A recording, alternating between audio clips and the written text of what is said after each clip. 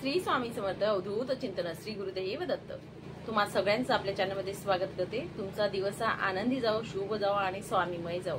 तर बघा, आज आपला विषय होणार आहे सर्व पितृ अमावस्या जी आहे ती येणार आहे आणि सर्व पितृ अमावस्येच्या दिवशी आपल्याला पितृंना तर्पण ज्या पद्धतीने द्यायचं आहे तो व्हिडिओ आपला टाकलेला आहे। तर तर्पण द्यायचंच आहे, अगदी 10-15 मिनिटांच्या सेवा आहेत। एका वर्षात एकच वेळा सर्व पितृ अमावस्या येत असते।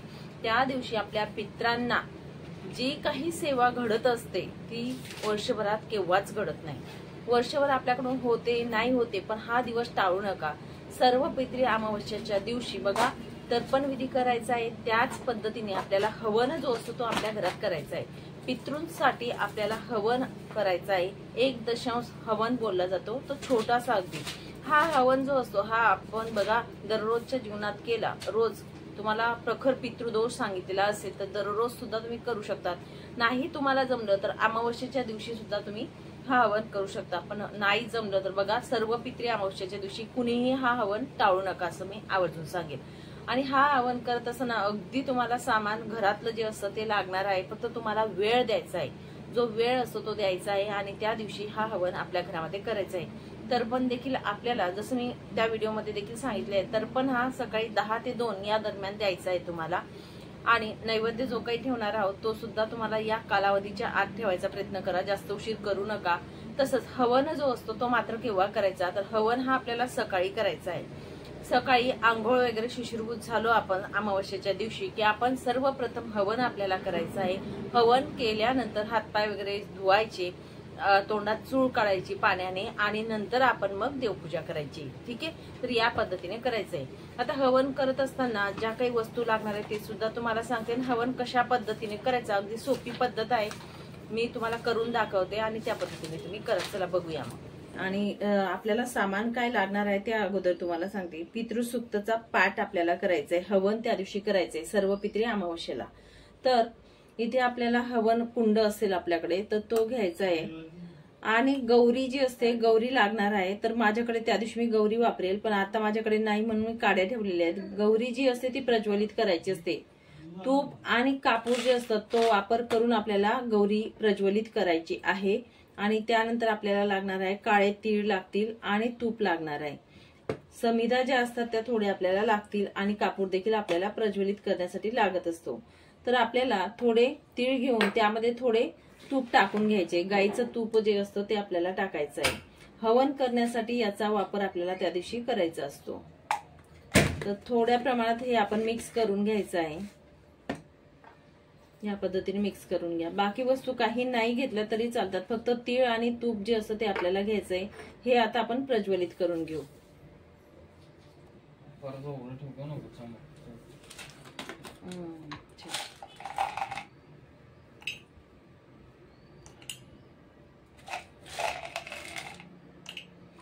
यामध्ये आपण थोडी माती खाली टाकली तरी देखील चालत असते।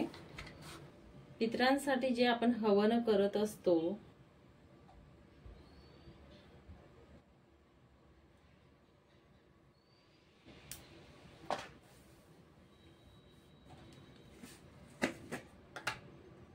या पद्धतीने आपल्याला जी गौरी असेल ती प्रज्वलित करून घ्यायची। वरती आपल्याला समिधा ठेवायच्या आहेत आणि या समिधा ठेवल्यानंतर तुम्हाला सांगेल हा दशांश हवन जो असतो हा आपल्याला करायचा असतो। 1 हवन बोललं जातं।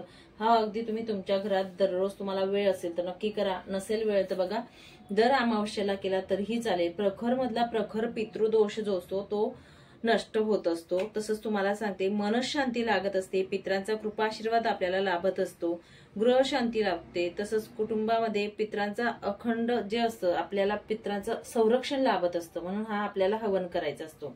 बघा अशा पद्धतीने प्रज्वलित करायचंय। प्रज्वलित केल्यानंतर सगळ्यात आधी तुम्हाला सांगेल पहिली ओळ जी आहे तर आपल्याला रुच्या आहेत, तर त्या रुच्या एकूण रुच्या 18 दिलेल्या आहेत। आपल्या नित्यसेवेच्या ग्रंथामध्ये आहेत 18 रुच्या दिलेल्या असतात। तर पहिली रुच्या म्हणायच्या वेळेस आपल्याला हात जोडायचे आहेत। हात जोडून आपल्याला बसायचं आहे आणि पितरांना नमस्कार करायचा आहे। त्यानंतर दुसरी रुच्या जी आहे ती म्हणावी आणि त्यानंतर आपल्याला म्हणून आपल्याला बघा असा जो आहे तर आपण इथे टाकायचं आहे, जी तीळ आणि तूप आहे त्याचं. ठीक आहे. पण हे टाकत असताना तुम्हाला सांगेल, पहिली ऋचा म्हटल्यानंतर स्वधा म्हणावं. आपण हवन करत असतो, देवी देवतांचं हवन करतो तेव्हा स्वहा बोलतो, पण पितरांचं हवन करत असताना स्वधाचा वापर करायचा आहे. स्वधा म्हणावं, त्यानंतर आपल्याला इथे स्वाहाकार जो असतो तो करायचा असतो. म्हणजे स्वधा बोलून आपल्याला इथे तीळ आणि तुपाचं जे आहे ते आपल्याला टाकायचं असतो घास. ठीक आहे. या पद्धतीने आपल्याला टाकायचंय. असं करत करत पहिली ऋचा हात जोडायचा, दुसरी ऋचापासून तर 15 ऋचा ज्या आहेत त्या बोलायच्या, स्वधा म्हणावं आणि एक एक आपण टाकत चालायचंय स्वधा म्हटल्यानंतर. आणि नंतर 16वी 17वी आणि 18वी ऋचा जेव्हा आपण परत म्हणणार आहोत पुढे चालून, तर तेव्हा नमस्कार हात जोडावे आणि आपण बसायचं आहे. या पद्धतीने आपल्याला हवन करायचंय. आता तुम्हाला सांगते मी बघा, एक ओळ वाचून दाखवते. दुसरी ऋचा जी आहे ती वाचते. पहिल्या ऋचा म्हणत असताना हात जोडावे. नमो वह पितरो यच्छिवम तस्मै नमो व पितरो यत स्योनम तस्मै नमो वह पितरहा स्वदा व पितरहा. ठीक आहे. या पद्धतीने नंतर दुसरी ऋचा जी ती आपल्याला म्हणायची आहे. त्याआधी बघा विनियोग दिलेला आहे. अस्य पिता जपे हवने विनियोग, म्हणजेच मी हवन करत आहे पित्रांसाठी, असं त्याचा अर्थ होतो. त्यानंतर बघा दुसरी ऋचा जी आहे ती म्हणायची असुम इयोर रुका ऋत ज्ञास्ते नो वंतु पितरो हवेशु स्वधा. स्वधा म्हटल्यानंतर हे आपल्याला टाकायचे. ठीक आहे. ही झाली दुसरी ऋचा. असं करत करत आपल्याला 15 ऋचापर्यंत वाचायचं आहे. स्वधा म्हटल्यावर आपल्याला स्वधा म्हटल्यानंतर अशा पद्धतीने टाकायचंय 15 ऋचापर्यंत. नंतर मग 16वी 17वी 18 ऋचा वाचन करत असताना आपल्याला नमस्कार हात जोडून बसावं आणि म्हणावं. ही सगळी क्रिया जी आपण असतो ही करत असताना आपलं मुख जे असतं ते दक्षिणेला येईल ही आपण काळजी घ्यायची आहे. आणि अशा पद्धतीने आपल्याला हा हवन करायचा आहे. हवन करत असताना जे तीळ आपण टाकत असतो, जे प्रज्वलित करतो, तेव्हा हे तीळ उडत असतात आजूबाजूला. ठीक आहे. तर हे उडलेले तीळ जे असतात त्याच्यावर पायंदळ जाणार नाही याची आपण काळजी घ्यायची आहे. ते तीळ उचलून आपण जमा करावे, इथे टाकू शकतात किंवा जमा करावे आणि हे सगळं शांत झाल्यानंतर आपण वाहत्या पाण्यामध्ये विसर्जन करावं, हे लक्षात ठेवा. बाकी काही नाही, फक्त पायंदळ जाणार नाही याची आपण काळजी घ्यायची आहे. हे हवन जे असतं हे केल्यानंतर आपल्या घरातील पितृदोष जो असतो, 3 पिढ्यांचा पितृदोष हा नाहीसा होत असतो. म्हणून सगळ्यांनी हे जे हवन आहे या पद्धतीने आपल्याला हवन करायचंय. हवन केल्यानंतर बघा पितृस्तोत्र जे आहे ते सुद्धा आपण इथे बसून म्हणू शकतो. जेव्हा आपलं हवन होऊन जाईल त्यानंतर आपल्याला पितृस्तोत्र जे आहे ते म्हणायचं आहे. इथे बसून नमस्कार करावा आणि पितरांसाठी आपण हे पितृस्तोत्र सुद्धा आपण म्हणू शकतो. आपले जे कामं असतात ते मार्गी लागत असतात. म्हणून हा हवन नक्कीच आपल्या घरामध्ये करा असं मी तुम्हाला सांगेल. आणि तीळ आणि तूप जे असतं याचाच वापर आपल्याला करायचा आहे. अशा पद्धतीने हवन आपल्या घरामध्ये करायचं आहे. ठीक आहे. तर अशा पद्धतीने अगदी छोटासा हवन आपल्या घरामध्ये करायचा आहे त्या दिवशी. आणि अवश्य अशी सेवा आहे, खूप खूप प्रभावी अशी सेवा आहे.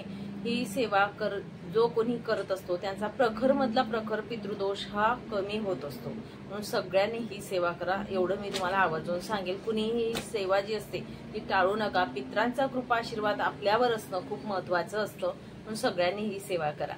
चला मग सांगितलेली माहिती तुम्हाला नक्कीच समजली असेल अशी अपेक्षा करते आणि इथेच विराम घेते. नंतर अजून भेटेल अशाच व्हिडिओ सोबत. श्री स्वामी समर्थ अवधूत चिंतन. श्री गुरुदेव दत्त.